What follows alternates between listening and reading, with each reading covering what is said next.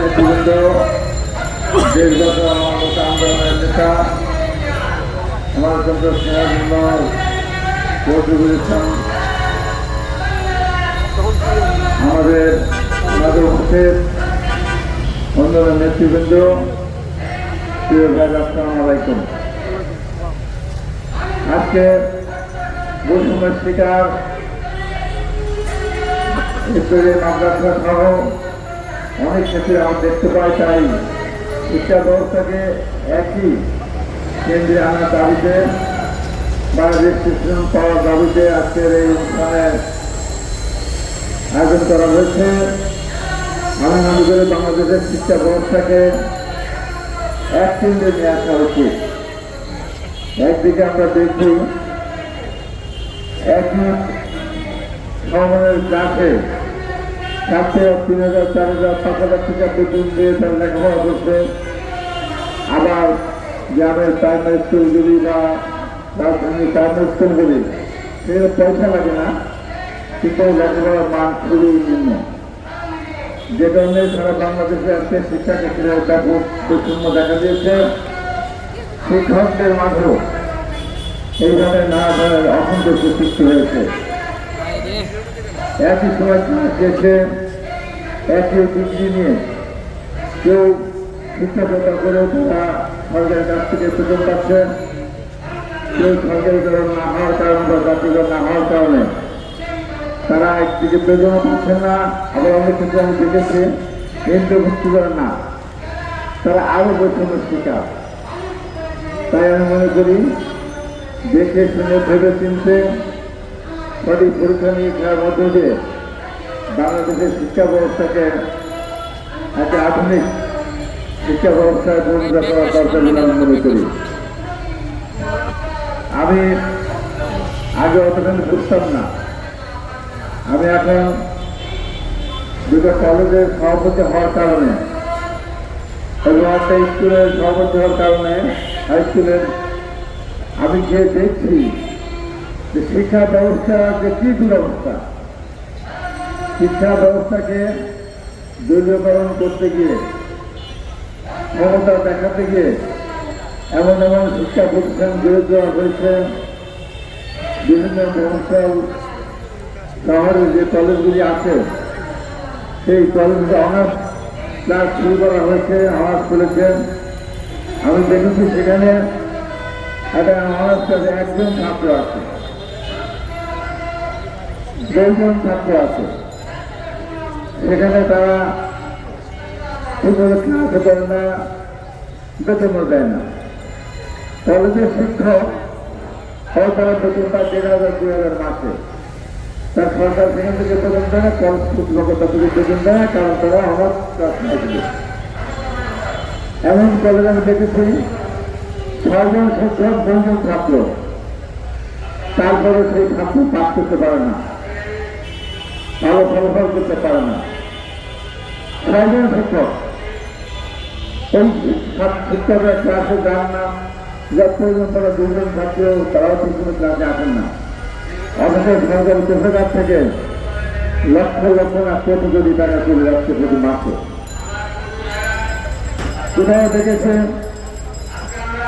2জন শিক্ষক আছেন, ওই সামনে তো 1জন ছাত্র নেই। তাকে কি করবে? রাখে যাবে, রাজ্য ব্যবসায় করে অন্য চাকরি করবে। সেটা হয়তো আমার ইন্টারভিউ বেতন থেকে পাচ্ছে 40-50,000, কাজের কাজ কিছু হচ্ছে না। এই জন্য আমি মনে করি যে কোনো কলেজে অনার্স করার আগে বিল করা দরকার, ফিজিবিলিটি টেস্ট করা দরকার। যেখানে অনার্স ক্লাস চালু হলে সেখানে ছাত্র পাবে কিনা, না পেলে অযথা ক্লাস খুলে অনার্স ক্লাস সে ব্যবস্থা করে অনার্স থাকলে 2-3টা সাবজেক্ট খুলে টাকা লোকে দেওয়া, অনার্স ডিগ্রি, অনার্স কলেজ এইভাবে করে বিষয়কে দাঁড়িয়ে করতে গিয়ে বাংলাদেশের প্রচুর উঠে যাচ্ছে। আমি যেগুলো কলেজের সভাপতি, এই যে টেস্ট পরীক্ষা হয়ে গেল, ওদিকে আমরা দেখেছি টেস্ট পরীক্ষা দেয় না, আর অনেকে কেউ পাস করে না, যার জন্য কারণে তাদের গ্রহ থেকে পরীক্ষা দেওয়ানোর জন্য চাপ সৃষ্টি করা হয়। একটা পর্যায়ে খরচ কর্তৃপক্ষ এই কলেজের সভাপতি থাকেন, ওনার সম্মানিত তারা সহযোগ করে, পরীক্ষা অংশগ্রহণ করে, সেই জায়গায় পাস করতে পারে না। তো সেই কলেজের পাশের 20% 25% ঘুরে তাদের পাশের হাত দেখা যায় না। এই যে অনিয়ম চলছে সর্বক্ষেত্রে, চিন্তা করা আমি এজন্য ওই কলেজগুলির প্রিন্সিপালকে বলেছি, হাই স্কুল হেডমাস্টারকে বলেছি, এই যে সামনে সত্যি পরীক্ষা, ছাত্ররা এখন বাড়িতে পড়াশোনা করেন, তাদের স্টুডেন্টের কাছে পড়ে। আমি বলেছি যে তাদের ক্লাসে বা তাদের কোচিং যারা সুযোগ আছে তাদেরকে আপনারা নিয়ে আসেন, ছাত্রদের কাছ থেকে বেতন নেওয়া লাগবে না। স্কুল কর্তৃপক্ষ বা কলেজ কর্তৃপক্ষ তাদেরও বেতন দেওয়া লাগবে না, টাকা দেওয়া লাগবে না। আমি আমার ব্যক্তিগত পক্ষ থেকে আমি আপনাদের সম্মান জানার ব্যবস্থা করবো। আপনারা ভালো করে কোচিং করিয়ে লেখাপড়াটা ভালো করে পাঠ করার ব্যবস্থা করেন। স্কুল এবং কলেজ উভয় ক্ষেত্রে বলেছি, এমন দুরবস্থা যে সেই অবস্থা আজকে যেখানে প্রচন্ড শিকার হয়ে যাবে জাতীয় দাবিতে। আমি মনে করি যে জাতীয়গুলো দেখে শুনে করে এবং যেগুলি করার প্রয়োজন নাই, যেগুলো থাকতে নাই সেগুলো বিবেচনা দরকার বলে মনে করি। আর এই সরকারের কাছে দাবি দেওয়ার যে প্রশ্নটা আসছে, এই সরকারের কাছে তো আমি দাবি দেওয়া করার সুযোগ থাকারই কথা ছিল না। কারণ এই সরকার তারা সাময়িক সময়ের জন্য এসেছে, সমস্ত রাজনৈতিক আন্দোলন করে আন্দোলন সফল হওয়ার পর তাদেরকে সরকার গঠন করার সুযোগ দিয়েছেন। তারা এখানে এসে একটা ব্যক্তির সময়ের মধ্যে যে সমস্ত সংস্থাগুলি করা দরকার, যে সংস্থাগুলো না করলেই নয়, সে নির্বাচন কমিশনের ক্ষেত্রে আরো ব্যাংক বিভিন্ন ক্ষেত্রে যে সমস্ত সংস্থাগুলি আছে, এই যে টাকা পাচার হয়েছে সেগুলি কীভাবে জানা যায়, এই সমস্ত যেগুলি রাষ্ট্রের মূল নীতির উপরে কোনো আঘাত না আনে এই সমস্ত সংস্কার করে একটা ভোটের সময় নির্বাচনটা করে নির্বাচনের সরকারকে পরবর্তী সংস্কারগুলি করবে এবং সংস্কার সমন্বয় করবে। আর এই সরকারের কাছে একটা কি দাবি আসছে, রাস্তাঘাটে এমন মজুরি করেছেন যে প্রধান উপদেষ্টার বাসভবনের সামনে হয়ে গেছিল একটা দাবি আদায় করছে।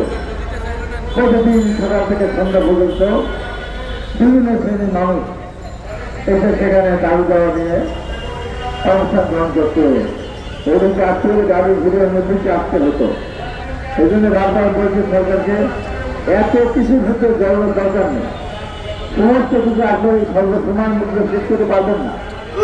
তাহলে এত সময় এসব না করে একটা নির্বাচনের ব্যবস্থা করেন, তাহলে দেশটার সামনে দিকে এগিয়ে যেতে পারবে। এখন নতুন নতুন সংকট এসে আপনাদের সামনে হাজির হবে, এই সমস্যাগুলি আপনারা সমাধান করতে পারবেন না, কারণ আপনাদের নিজস্ব বলয়ের কোনো মতামতের কোনো লোক নেই। আবার বলয়ের লোক যদি থাকেও, যদি আওয়ামী লীগের মতো যদি ভাবে একসঙ্গে করতে যায়, তাহলে সে লোক থাকা সত্ত্বেও সেটা কোনো কাজে লাগে না। তাই আজকে আমরা সবাই তৎপরভাবে আন্দোলন করেছিলাম, আপনারা সরকারে আছেন। কেন যেন মনে হচ্ছে আমরা আপনাদের আন্দোলনের আপনাদের পক্ষে আমরা ছিলাম না, বা সরকারের পক্ষে আমরা ছিলাম না। আমরা তো বারবার বলেছি, আমাদের দলের ভারপ্রাপ্ত চেয়ারম্যান বারবার বলছেন যে কোনো মূল্যে এই সরকারকে সফল করতে হবে। আর এই সরকার যদি সফল না হয় তাহলে গণতন্ত্র আবার অনেক হারিয়ে যাবে বলে আমি মনে করি। আবার গণতন্ত্র খুলে নিয়ে আসতে হবে, এমন একটা প্রতিষ্ঠিত হতে পারে। সেই কারণে আমার নির্বাচন কথা বলি, আপনার নির্বাচন করলে এই সরকারের মধ্যে থাকা এক শ্রেণীর মানুষ সরকারের সহায়তা নিয়ে, এবং যারা মনে করে এই সরকার শুধুমাত্র তাদের সরকার, তাই আমাদের দিকে আন্দোলন যে হুঁশিয়ারি উচ্চারণ করেন, আমরা নাকি আওয়ামী লীগের দোষক, আমরা কি দেশের শত্রু, আমরা কি জাতীয় শত্রু, নিরপেক্ষতা বললেই এই কথাটা বলা হয়। অথচ একটা নির্বাচন পারে একটা দেশের সকল সমস্যার সমাধান দিতে। যদি সেটি সঠিক নির্বাচন হয়, আওয়ামী লীগের মতো জমির ভোট রাত হলে একশো ভাষা একজন নির্বাচন না, এই ব্যাপারে বুঝতে হবে।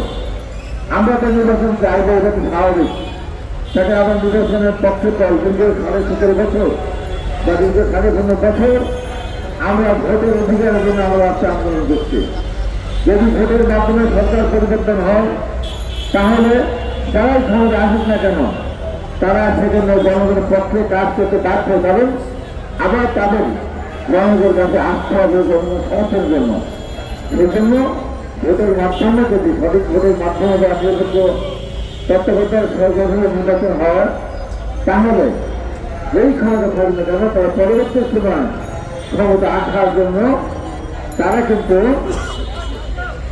জনগণের পক্ষে কাজ করবে। তাই আমরা হচ্ছে না দাঁড়িয়ে আমরা পরিষ্কার করে বলতে চাই, আমরা অবশ্যই দাবি আমরা করছি না।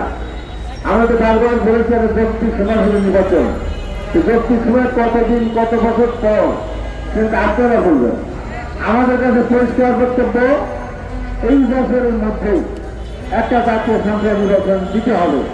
এর বাইরে আর কোন নির্বাচন আপনারা আনার চেষ্টা করবেন না, কারণ জাতীয় নির্বাচন হলে যারা ক্ষমতা আসবেন তারা স্থানীয় সরকার নির্বাচন করবেন, অন্যান্য সমস্যার সমাধান দেবেন।